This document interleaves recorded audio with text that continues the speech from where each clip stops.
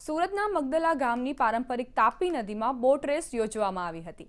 મગદલા ગામવાસીઓની 12 જેટલી બોટે રેસમાં ભાગ લીધો હતો। 12 રેસરો બોટ સાથે 50 જેટલી બોટમાં લોકો રેસ નિહાળવા નીકળ્યા હતા। બોટ રેસનો અદ્ભુત નજારો જોવા મળ્યો હતો। સ્થાનિકો પણ મોટી સંખ્યામાં રેસ જોવા ઉમટી પડ્યા હતા। ઉલ્લેખનીય છે કે છેલ્લા 50 વર્ષથી મગદલા ગામના ખલાસીઓ બોટ રેસ યોજે છે। આ રેસમાં વિજેતા નીવડેલી હોડીને રૂપિયા 31,000નું ઇનામ આપવામાં આવે છે।